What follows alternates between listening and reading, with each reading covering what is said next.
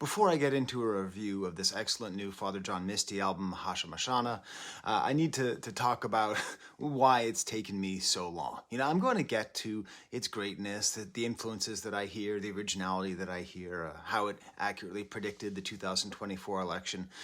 But first, I need to talk about this lighting. It's going to get better. I have to record at sunrise, and I used to record on my porch, but there's a thin layer of snow. And frankly, my computer's battery will just explode. So I have to be inside. But as the sun rises, I will turn off this overhead light and we'll have better lighting. But also this is the most insulted album I've ever reviewed. But in a different way, it's sort of the least insulted. You see, apparently there's something where Father John Misty, either in this life or in some past life, has really offended Kendrick Lamar, and all of Kendrick Lamar's releases have been either similar to, at the same time, or right around the same time as a Father John Misty album.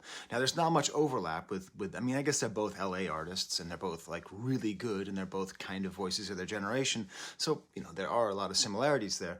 But as far as I know, they don't run in the same circles, and it just became absurd. Because this album, Mahashmashana, I was planning on reviewing it. I started listening to it on Friday morning on my way to work. I was all ready. I was like, okay, great. This is the second Father John Misty album I've ever listened to, the second one that I've ever reviewed, and I'm really looking forward to it. And then by the time I drive home from work, Kendrick had dropped and everything changed. And I kept listening to the Father John Misty album, but it ended up being like The Friend in a teen comedy or something, Like the girl's totally in love with a guy, and then she has a friend, and she's like, oh, you're like the sister I never had, that kind of thing. Basically the album kept on getting friend-zoned, And in a way, that's the most insulting thing, where the amount of time between when I started listening to the album and when I actually did the review is now, 7 days? It's 12 days?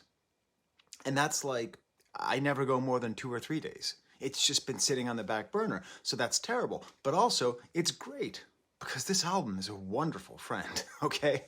Those friend characters are usually the best characters in the movie, except for Pretty in Pink. I will never forgive Ducky.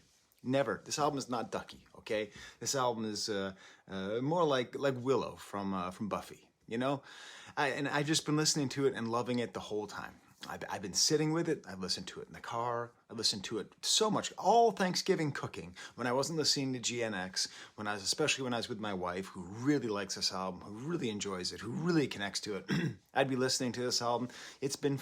I've gone to the gym. I normally go to the gym once, listen to an album, and then listen to the rest of them. I've had 3 different gym sessions with this album. It's been a friend to me. I'm going to be sad to be missing this album in my life as something that I'm reviewing. So that's how it is simultaneously the most misused and also the most appreciated. So let's talk about it finally. Thank you for auditing the Always Positive Music Review Show, hosted by a French professor who, if he can't give you good lighting, will at least give you a little peek of Toby back there. Toby, you want to say hi? You want to say hi, Toby? He doesn't do what you want. And this album's amazing. It really is, because it's 8 songs long, but it feels like a double album. It is really jam-packed with production, with epic songs. The whole thing, almost every song, I think you could define as being cinematic and grand. And what is it? It's a smart, middle-aged dude commenting on the world. That's what it is. And I don't think there's anything wrong with that. I think that's actually great. That's actually a genre of music which I'm starting to appreciate more and more as I get older. Smart middle-aged dudes, smart middle-aged ladies, smart middle-aged people, And what I like about it is that it's filled with all these, wise takes, but then really killer lyrics that alternate between poetic and conversational. It's very LA. Again, tying that into Kendrick Lamar. It's very LA. It's filled with movies and actors and rich jerks and LA landmarks, and also the kind of Eastern spirituality that ties in. I'm sort of obsessed by the fact that I saw him in concert and I didn't know it. That I saw him perform with Fleet Foxes at a Wendy's in Santa Barbara. I'm not joking.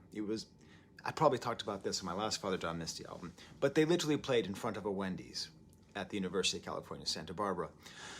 And I really enjoy this because it feels to me that his work reminds me strongly of many things that I really like. And often when people say that, they say it dismissively, like, oh, this is just trying to be that.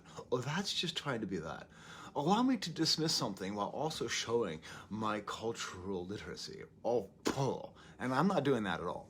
Because the things that he's imitating are really hard things to imitate, and it doesn't feel like imitation. It just feels like it's in this style. It feels, and he's not the only artist doing this, but the 70s singer-songwriter time where you had people making music with great production teams that were rock and roll artists, but not trying to make rock and roll, those artists are very special. And this album reminds me a lot. Still, you know, I believe I brought up this very album in my last review, Father John Misty. It's still very Nilsson-y. Nilsson is one of the most influential artists. If you have ever liked an album that people say, it's very kind of 70s singer-songwriter, you're probably thinking of Nilsson. He ended up, I think because of the way, and I lived in LA for a year, when you live in LA, you get a special connection to Nilsson's music, and I think that's what's happening here. But also reminds me a lot of sort of early John Lennon, early George Harrison, like that kind of era of Beatles stuff, you know? Like at times it reminded me a lot of All Things Must Pass, and like in a really nice way. I mean, All Things Must Pass is such a wild album because George Harrison was like 28 or something, some ridiculously young age. But because of his beard and because he'd been in the Beatles, like that album has a kind of messianic quality to it, which I think this album, Mahashmashana, kind of echoes. And of course, all the just calling it an Indian word makes you think of George Harrison. But you may have noticed the title, and some of you, your fingers might be tired, because I said this is my second Father John Misty album, yet the title of the video is, I presume, his finest work yet. How could I possibly say that? I've never heard pure comedy, which based on your comments to my last video is a thing I should really, really do. Well, I'm being silly, I'm being cute. It's because the album it reminds me most of is an album from just a few years ago, 2018, 17, 16, 19. 2019, my finest work yet by Andrew Bird. Top 3 albums I've ever reviewed on this channel. That's how much I like this album. That's how important this album was to me. But it feels a lot like this, in the way that it weaves the personal and the political, and the way in which it is offering an oblique and sometimes on the nose take of the fall of civilization. Like the current fall of American civilization, taken from a somewhat sardonic, somewhat cynical, but mostly earnest look. It's just, instead of plucking violins and whistling, it's just these lush, lush, lush, lush strings everywhere. And in my criticism of his last album, I said that he wasn't self-deprecating enough, and I did not feel that this time, so I don't really know that. So we have that. We have kind of Nilsson, we have kind of Andrew Bird, and then the final comparison is maybe a weirder one, and that's late stage Bob Dylan. Like Bob Dylan after the 90s. I'll explain it as I go along. But, you know, Bob Dylan's still a great songwriter. He still does a lot of great things. He still talks about the world.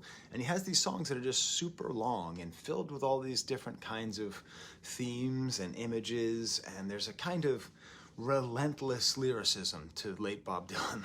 You'd be like, is this song over yet? How many verses do you have in stock? 1, 2, 3, 4, 5, and 5. Just so many verses. But in the end, you know, if I had to do the music critic thing, the music cricket thing, which I don't have to do, but I'm going to do because I am a part-time music critic. If I had to boil it down, it's basically Nilsson meets Andrew Bird as formed by the Fleet Foxes. And you know, I want to quote a beautiful scene from Talladega Nights, the Ballad of Ricky Bobby, when Ricky Bobby is talking to the French driver. Really? What did Frenchyland give us?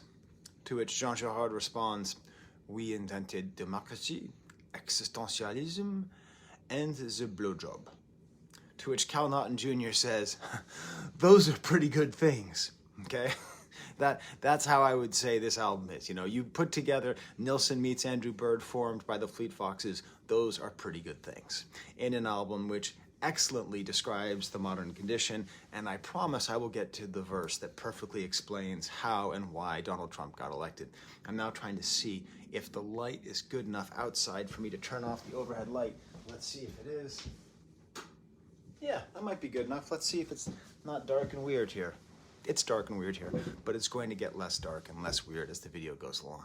Are you rocking with me? I know you like it more when I'm outside. I like it more outside too, but it is way too cold. And I'm borrowing my wife's computer because my computer broke because I broke the battery because I record outside in the cold. So I can't do that to her. All right, let's start with Mahashmashana. I am going to admit, in my head, I do a thing where if there's a word I don't know what it is, I just say, I just sort of like call it something that I can say. So I have called this album Mahashmashana in my head. Anyways, it's not called Mahashmashana, it's called Mahashmashana. And the title itself is very indicative of the spirit of the album. It is an Indian word which refers to cremation, the great restart. There's this kind of sense that, maybe our entire civilization is, to a certain extent, coming to some kind of end, and maybe everything is ending, and the album begins with this, okay? The album begins with essentially the end of civilization, with these big, sweeping strings. Almost reminds me of Can't Take My Eyes Off of You. It reminds me really super duper duper strongly of Isn't It a Pity. Listen to the song Isn't It a Pity off of All Things Must Pass right after you listen to Mahashmashana. You'll be like, oh my God, oh, Professor Skye, you're dead on. The similarity between those early Beatles albums, or some of the early Beatles albums, is a lot of them were produced by Phil Spector. Not a great guy, great producer, not a great guy. Actually, Phil Spector was kind of described in one of these albums, but the kind of beautiful effort to take a singer-songwriter who can make rock music and turn it into something so much bigger and more epic. And just the way that he sings Mahashmashana, it's just got George all over it in my head. It's also super duper LA. Gelson's, goddamn, Gelson's is getting so much shine. It makes sense because most supermarket chains are not regional. Or if they are, they're like regional for like 10 states. So, you can talk about Safeway or Stop and Shop or Wegmans or whatever, but Gelson's is like LA, to the point where it was mentioned in Charlie XCX's remix album. She talks about buying a pie for Sophie at Gelson's, to the point where now, if you go to LA, you kind of have to go to Gelson's if you love music because it's always referenced all the time. And if you love Professor Skye, you go to Gelson's for one reason. Back in 2002, they used to have a product called Tukey Pinwheeeeels. One of my favorite things to eat in all of Los Angeles. Go to Gelson's and get some turkey peas. Can't get better than that. Also, it's that late Dylan era stuff with just all these verses and the way he sings, only singers could describe. I mean, you can just imagine, like, only singers could describe. And this is not an insult. This is not me saying, oh, I liked Dylan. I've had this. I mean, okay, this is not Lemon Twig's level of imitation, but I had this discussion a lot with people where they say, well, why wouldn't I just listen to the original? It's like, because the original is like dead. Like, there's people who are still making this stuff and still doing it. There's people who are taking the artistic gifts that were given to them and choosing to express them in ways to which you have already acknowledged you enjoy. So you're going to fault them for sounding like something you've already experienced before, but not the same thing? No wonder it's so hard to be an artist. I love the idea of do the corpse dance with these arms. So to me, like when he says corpse dance, I just hear corpse pose. I have done a fair amount of yoga in my life. Probably not 15 years, but I did a lot when I was younger. My first yoga instructor had a very heavy Rhode Island accent. And she would always make me laugh because she'd say, inhale and exhale, and I would just be laughing, and that's not good for yoga. Anyways, the corpse pose is where you do all this yoga, and then at the end, you get to just lie there and do nothing. But they call it the corpse pose so that you feel better. And so I like this idea, the Hindu concept of a great cremation, the sense that maybe that's where we should be headed. It's all mixed in, like all these lyrics about like modern times and the problems that we have are all kind of mixed in through this weird sort of fractured love story. He's spoken to a hot mic. He sang like a bird. He hadn't had a single drink yet. There's no masking what you heard. feels to me like this might be kind of political, kind of talking about politicians with the way they lie and the way they talk on hot mics and the way the truth comes out on hot mics. Like, if a microphone is on, a politician is lying, and if a microphone is off, they are going to say something terrible that is true. A perfect lie can live forever. The truth doesn't fare as well. It isn't perched on lips mid-laughter. It ain't the kind of thing you can tell. All these themes of loss and this great saxophone solo and this great ending cacophony that leads into She Cleans Up. Weird title, okay? She Cleans Up. It's great. It's great. Remember I was talking about Phil Spector? Yeah, this is an anti-Phil Spector song. This is a necessary song of allyship to women. We need more allyship songs to women. Hey, women, you're not treated well. Hey, women, sexual abuse is still largely tolerated in our society. Hey, women, it's not fair, and we acknowledge it. That's essentially what the song is saying, but with kind of a badass, oh, so Zack you, damn it, kind of a Creedence Clearwater Revival vibe on here. I like that he has a lot of these kind of older music vibes, but it's never like just one. I'm actually starting to ride with this lighting here. It's kind of nice, right? Tell me in the comments what you think. Turning Mary Magdalene into a vigilante, a whole verse about this Scarlett Johansson movie where she starts eating people as an alien. I haven't seen that movie, but it sounds good. And again, in this killer run through the jungle kind of vibe, not really, like the whole album is interesting because I listened to it so many times before reading the lyrics that I had a very different take on what the songs meant and when I read the lyrics versus before. I love the kind of angry bumblebee saxophones in the post-chorus. And then we just have all these verses about sexual abuse and the way they're treated. Am I going to get demonetized for saying those words together? Guess what? I don't care. I don't care. Go ahead, YouTube. Go ahead. If I can't talk about a thing that happens all the time, I don't know what to do. The condition of the silk kimono. Oh my God. And then it's crazy because you're thinking, what does clean up mean? Like, if you say someone cleans up nice, it's like a My Fair Lady, Holly Golightly thing or whatever, like where you find a woman who's a diamond in the rough and then you clean her up and then she cleans up nice. She looks good. Or women are traditionally tasked with domestic roles in society, so she cleans up after things. But here it's actually people cleaning up after their own abuse. That's what women are expected to do. They're expected to lie and to cover up and to not only accept the abuse, but then to clean up for it. That's what the song's about. And if you think that ended because Harvey Weinstein went to jail, I applaud your naivete, and I wish it dies. And this one lyric, I hope nobody messes with the wrong rejected man. I said there was one lyric that pointed to why and how Donald Trump got reelected, but this is one of them. This is another one. All these great production details, these low horns underneath on the back half. Oh, it's just awesome.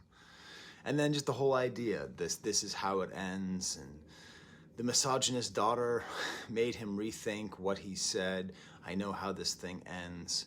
All these just themes of like, this is how these things end. Women get in positions where they're taken advantage of and abused, and then they have to clean up after it. And that's how this ends. That's how society is going to work. It's a good thing God gave us someone on whom we can depend to clean up. Great. So, and again, hey, I think we need more songs like this. I think we need more songs of just like straight up allyship, because it's not actually preachy. It's not like, men, what's wrong with us? It's just doing the kind of thing that Andrew Bird did oh so well on his album of depicting societal problems in this grand and oblique enough way that it doesn't feel preachy, but deep enough that it makes you really consider the issue.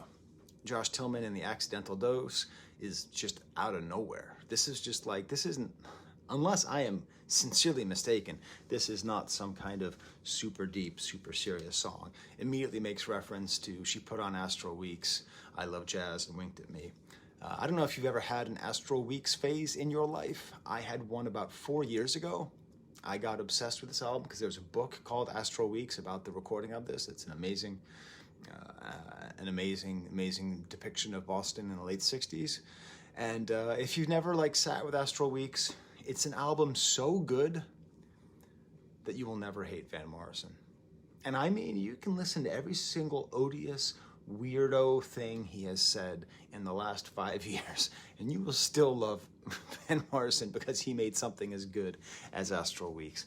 Oh my God, it's so wonderful. And I think it's a wink. I think it's a nod to what he's trying to do. I think this album is closer to Astral Weeks than further from it. That's how good this album is. I'm sorry, I'm looking out across my backyard and there's a beautiful buck just walking across the backyard. I've seen this guy before. He's a lonely buck. He walks out across. He doesn't have big horns. He has kind of middle-sized horns. And he's always alone. I'm gonna call him the Lonely Buck. I might refer to him in later videos. Around this time, I publicly was treating acid with anxiety. That's kind of a fun twist. And it seems like this is just about the way people self-medicate through weird, difficult times. It's just a great song, though. Diddly-doo. He manages to make such a great album because it goes into so many different modes all the way through. And just this cinematic trailer with these outro strings and just this groove and almost like horror movie trailer vibes. Next, we get to a song that has a fake title. The song is called Mental Health, but I'm going to tell you the real title of the song because I figured it out with my own brain. I'm going to tell you what it is in a second.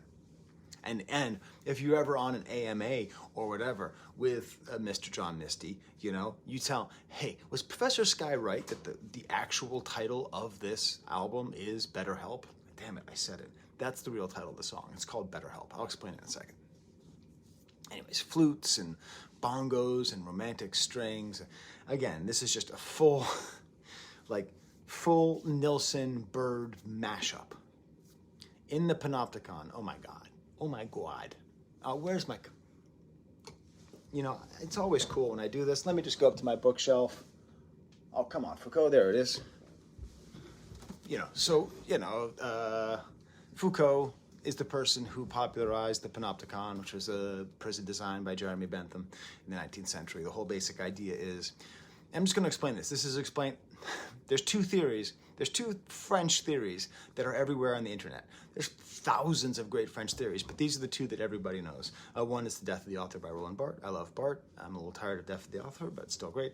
And then the Panopticon by Foucault, in which he describes the way in which a prison can be made in such where you have people who are in a ring around a central tower.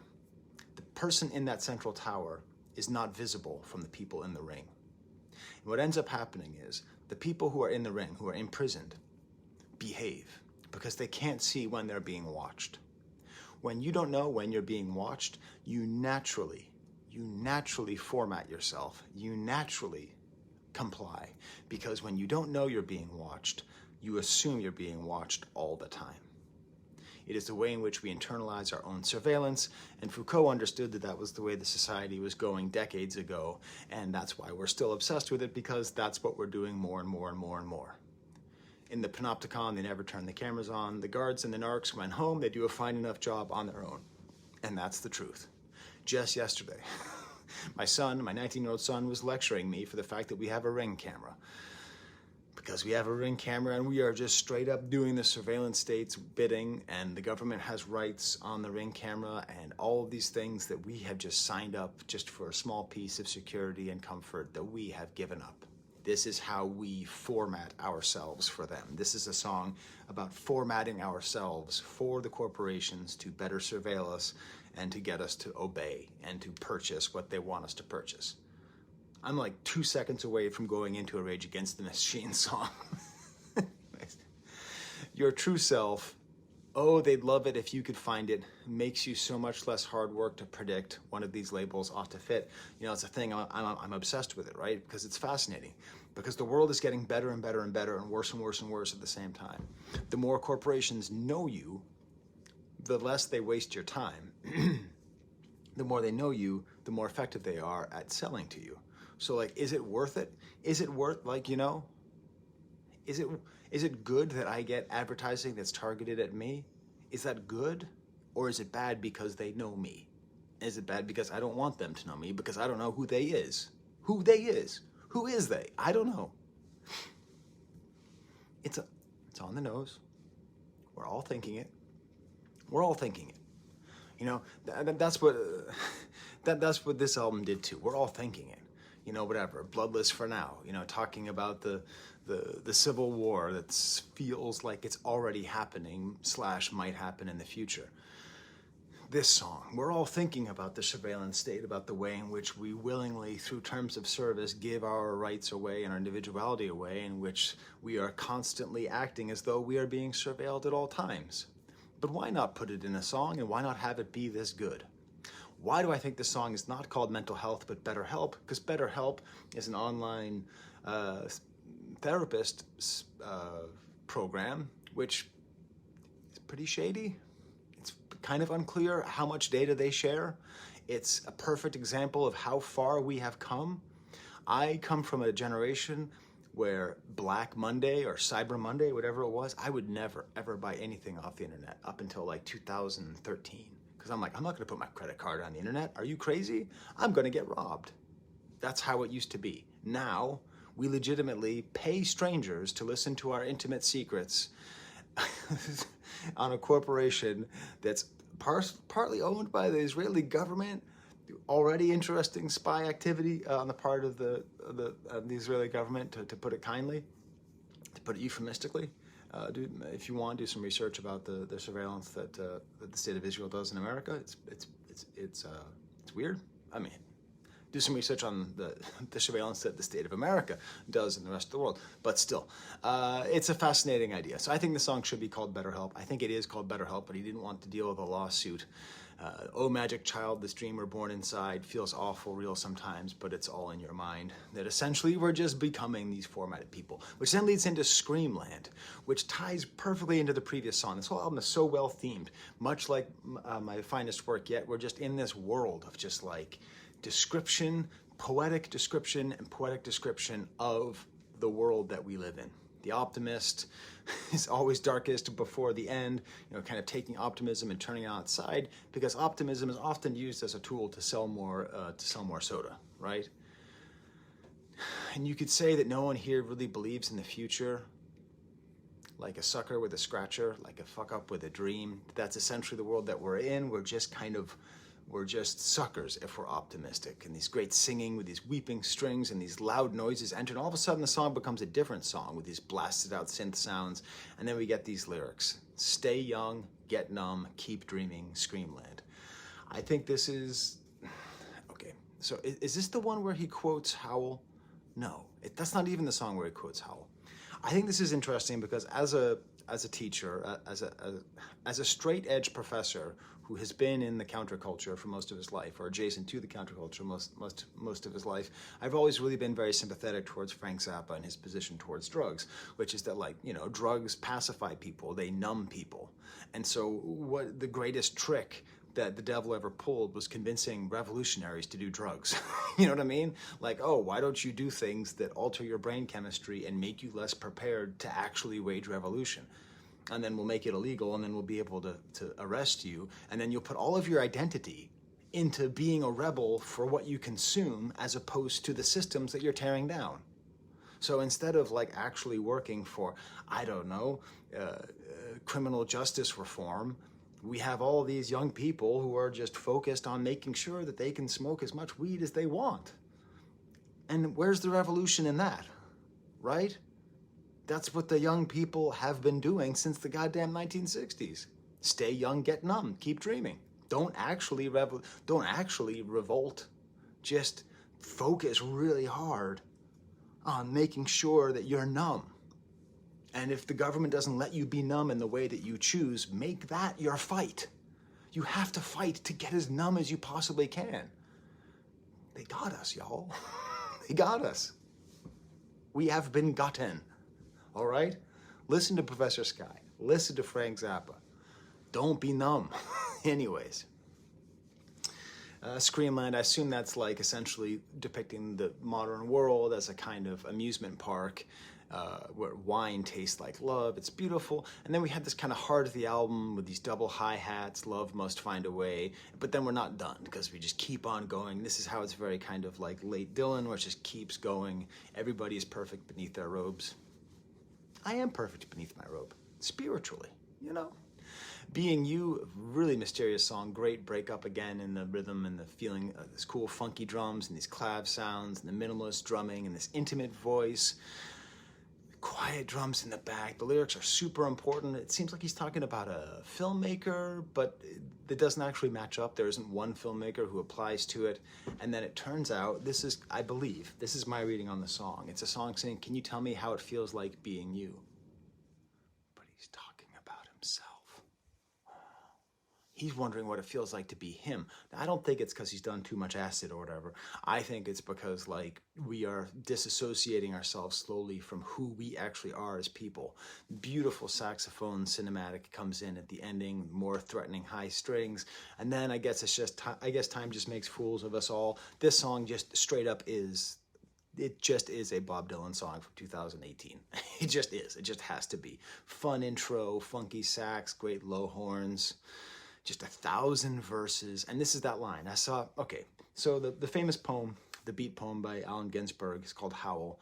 I saw the best minds of my generation destroyed by madness, starving, hysterical, naked. And it's partly about that thing I was just talking about, the fact that like the best minds of the generation end up becoming sort of like addicts and just frantically destroyed people. Like the great minds become just junkies, just trying to figure out how to get a fix, how to stay young and numb themselves, right? But this is how Father John Misty describes the election of 2024 by paraphrasing the poem Howl by Allen Ginsberg. The great-ish minds of my generation, instead of greatest. The great-ish minds of my generation, gladly conscripted in war, of defending any Goliath that would darken the door. Now with your genius for picking battles, it's no wonder every helmet is too small. I guess time just makes a fool of us all. And that's what this is. That's what the 2024 election is. That's what the manosphere is. That's why Donald Trump won the election, going and talking to young men who are bitter about not being given everything, about being given virtually everything, but they want everything.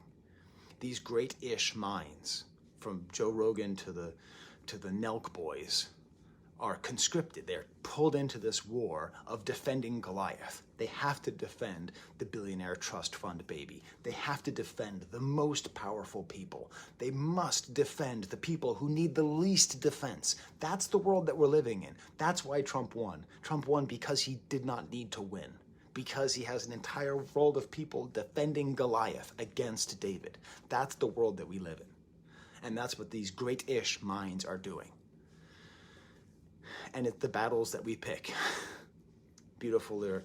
And also, not for nothing, I've been watching that Beatles 64 documentary. I'm going to do a video on it eventually. And there's an interview with John where he's talking to, I think, Marshall McLuhan, weirdly enough. And he has a whole theory that like the reason that the 60s happened is because the conscription was over. People weren't drafted anymore, and young people were free to make art. And now it's like the opposite. It's like we're choosing not to. Also, not for nothing, I think this whole song would be a great theme song to the last season, the most recent season of Fargo. It all goes in together because Andrew Bird almost ruined Fargo with how bad he was in that one season. Beautiful just keeps on going, percussion and meeting and came for a brawl and all these themes I've been talking about and just going throughout the entire album. It's long, it's repetitive, but each verse is different and develops a different idea of this depiction of civilization as it is. Isn't the light nice now? Do you see it? It's nice natural light, okay? And then summer's gone, more kind of misty, schmilson-y style piano. It's a nice ending, schmaltzy but wonderful, spectacular. What becomes of the longing once your love's been spent and the world becomes stranger, but maybe not all that strange yet. It's a middle-aged song. We need more songs about being middle-aged. What do you tell the madman who wants to see you dead? When against your will comes wisdom and 40 more years left ahead. Against your will comes wisdom. That's what happens when you get older. And then summer's gone, and he's remembering cities as they used to exist. And he's missing this is what happens when you grow up and you return to your hometown. All the places you like are gone. Where there used to be a video store, there's now a wine bar and a bank. Or maybe a check cashing place, depending on which direction your neighborhood went. So anyways, these are my Patreons. They help me to buy music. I'm gonna buy this album for my wife. She freaking loves this thing. And I do too. I can't wait to keep listening to it. All right, well then, I'm gonna check my baby monitor, see how she's doing. Oh, I see Toby's awake now, see? Oh yeah, she's rolling around. I gotta get going. Well, watch, Toby's gonna stand up and I say, there's the camera. Well, there's the camera. Will you ever comply, Toby? Will you ever be as cute as I say you are? Tell me in the comments if Toby is in fact cute. All right, Mahashmashana, there's the camera.